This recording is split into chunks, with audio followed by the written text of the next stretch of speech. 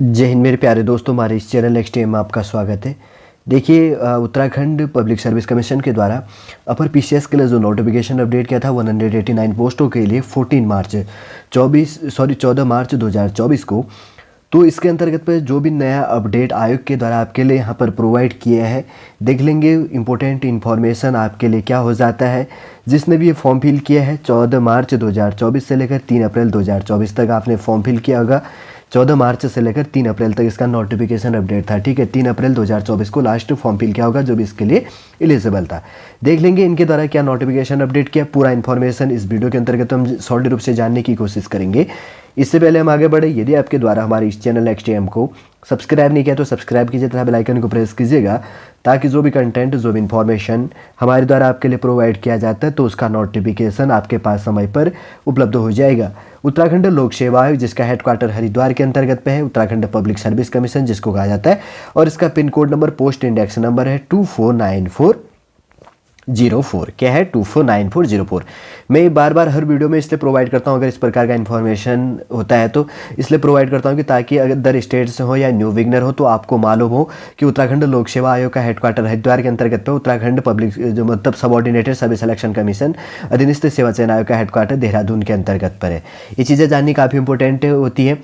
8 अप्रैल को notification update किया है 2024 के लिए। अदर स्टेट के स्टूडेंट न्यू बिगिनरों को थोड़ा सा मालूम नहीं होता है, खास तौर पर अदर स्टेट के स्टूडेंटों को, अगर वो क्या करते हैं उत्तराखंड पीसीएस के लिए फॉर्म फिल करते हैं। तो देखिए, उत्तराखंड सम्मिलित राज्य सिविल हो गया परवर अधीनस्थ सेवा परीक्षा मतलब अपर पीसीएस 2024 आयोग के द्वारा सूचित किया जाता है कि उत्तराखंड सम्मिलित राज्य सिविल परवर अधीनस्थ सेवा परीक्षा 2024 के अंतर्गत विभिन्न विभागों के अंतर्गत पर 189 पदों पर सीधी भर्ती के माध्यम से चयन हेतु दिनांक 14 मार्च 2024 को प्रकाशित विज्ञापन संख्या जो भी था के सापेक्ष पात्र अभ्यर्थियों से ऑनलाइन आवेदन दिनांक 3 अप्रैल 2024 तक आमंत्रित किए गए थे। मैंने पहले कहा ना कि 14 मार्च से लेकर 3 अप्रैल तक आपके लिए नोटिफिकेशन अपडेट किया गया।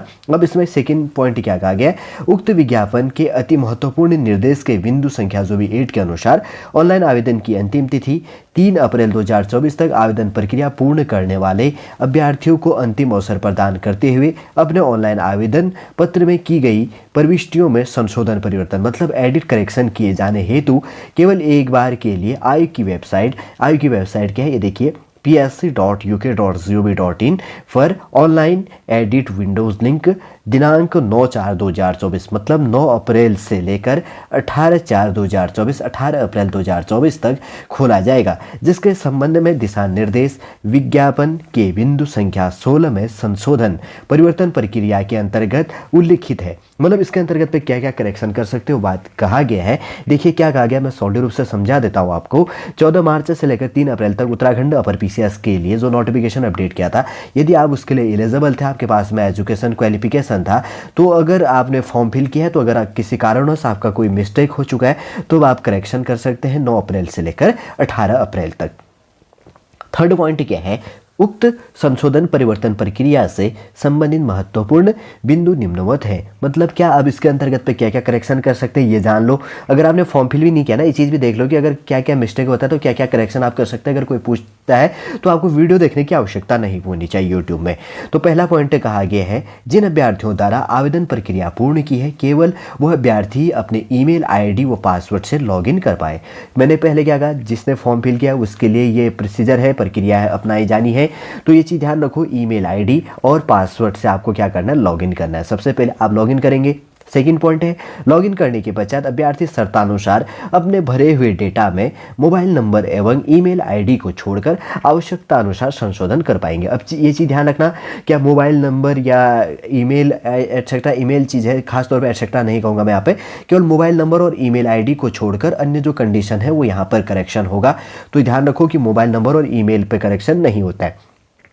थर्ड पॉइंट है, अभ्यर्थी को ऑनलाइन आवेदन पत्र में एडिट करेक्शन की प्रक्रिया पूर्ण करनी होगी, उसके पश्चात ही आवेदन पत्र में डेटा अपडेट हो सकेगा। ठीक है, जब आप कोई भी करेक्शन, आपका कोई मिस्टेक है, अगर आपने उस करेक्शन किया, लॉगिन किया, उसके बाद में देख लिया करेक्शन, जब आप पूरा कर लेते हैं तब उसके बाद में जब आप सेव करेंगे तभी उसके बाद में आपका क्या होगा, सेव नेक्स्ट जो भी वहाँ पर आता है ऑप्शन, तो उसके बाद में ही आपका डेटा अपडेट होगा।